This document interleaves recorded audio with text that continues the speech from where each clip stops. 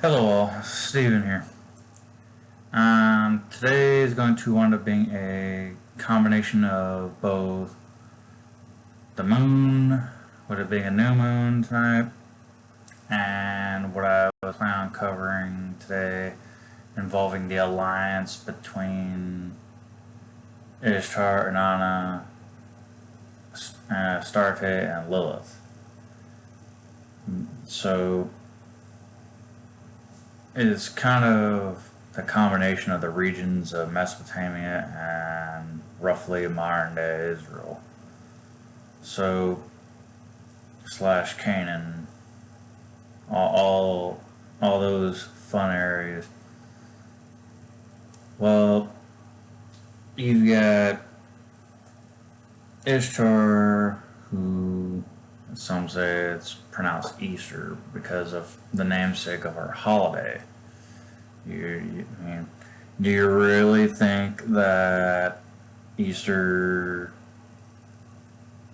bunnies and Easter eggs have anything to do with certain resurrectional stories?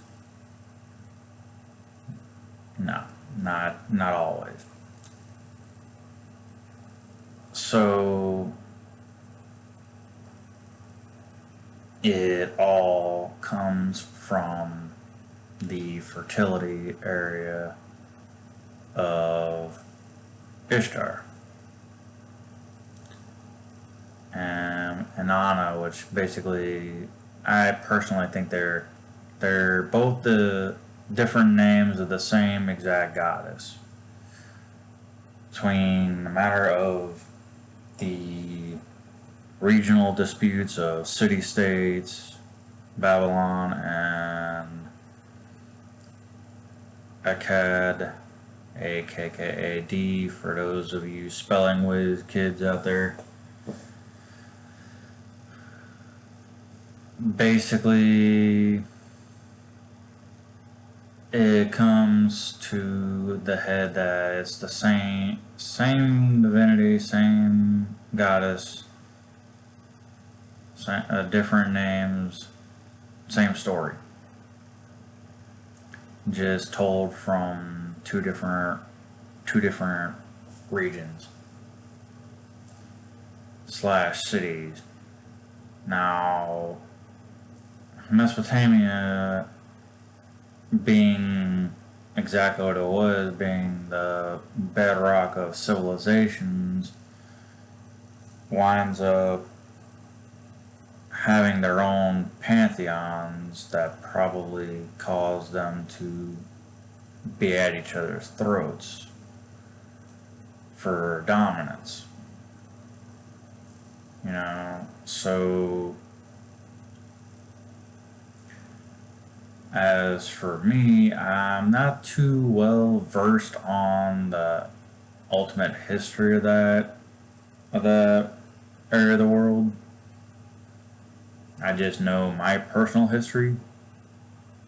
And whenever I was in Baghdad in 2008, I felt a very strong feminine energy there at one point or another.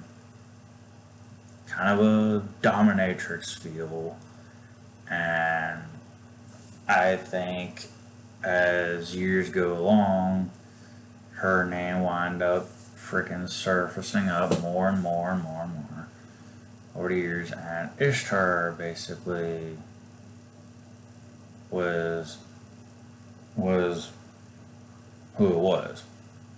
I mean, I don't know if there was a total spirit transference from Babylon to Baghdad, but I mean, it's entirely possible. But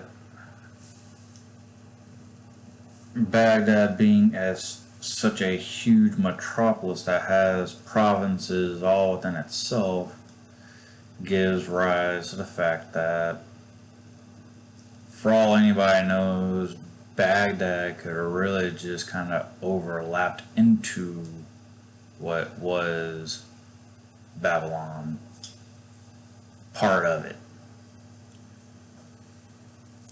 So, because realistically, Baghdad is freaking huge. Anytime you want to go into a spot, an area of a place as big as Baghdad, and you wind up being told, yeah, you're going to southeastern Baghdad, which, oh, by the way, kind of points somewhat directly towards where Babylon was. So that might also have a hand in it. Babylon's main hub was roughly 50 to 80 miles, I believe, from where everyone figures Baghdad is. So that's really, that's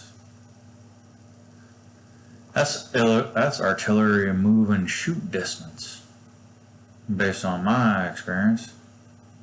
Paladin could move that kind of miles and freaking fire into that area. So, but that's just what I know. I mean, that's like a walk in the park. But anyways, with Ishtar being, according to some legends, having it said that she was a very big fan of drums. You know, she basically cranked up drums to cause men to go to war. You know, I don't particularly need a drum to go to war, but I definitely love the sound of drums from a military band. So, but at any rate, if it would have been the case of her leanings towards Lilith, chances are they probably agreed on all such things. Now, Astarte, being of the Canaan region, along with potentially the Phoenicians, Phoenicia, and yet again, kind of one of those spelling whiz characters out there. I mean, it can be a toss up on what her story is. I personally don't know it, but if from what I've read is the case, her story was possibly an adaptation of what Ishtar's was. Whatever tense you wish to call it.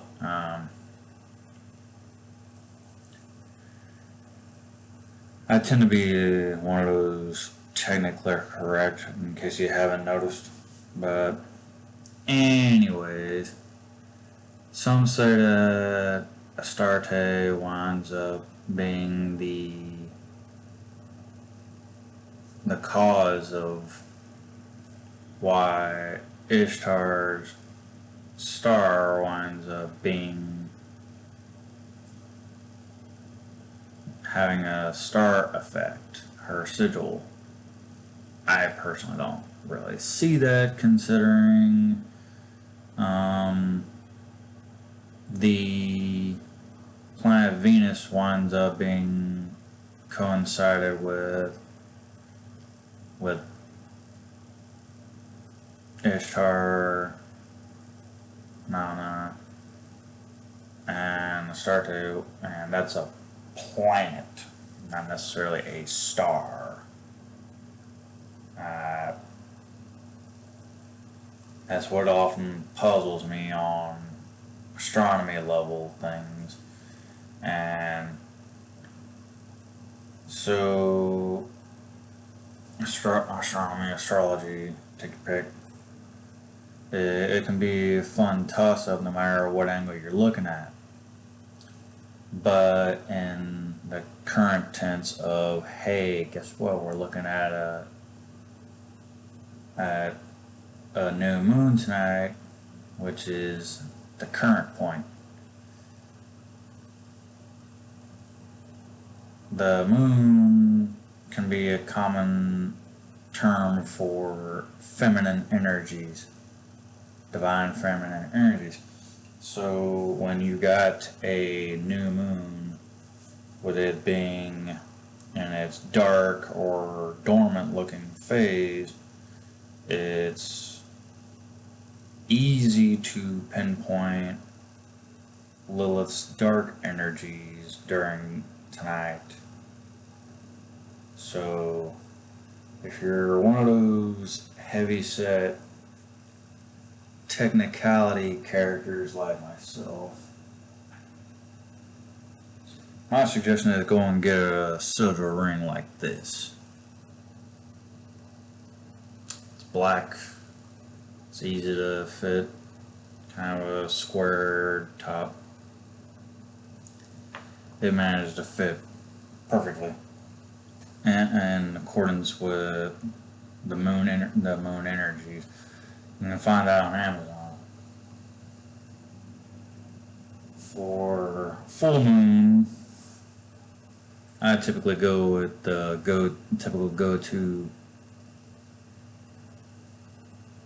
angles of this one and this one. So for all universal cases, you got this one here. This joker here is freaking heavy, by the way. Not nearly as heavy. This here is for succubi in particular.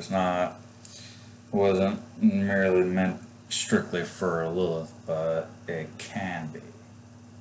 Now, here you go for Ishtar. 8-pointed star,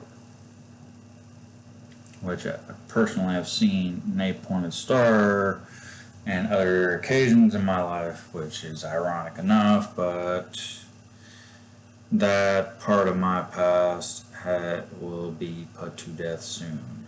So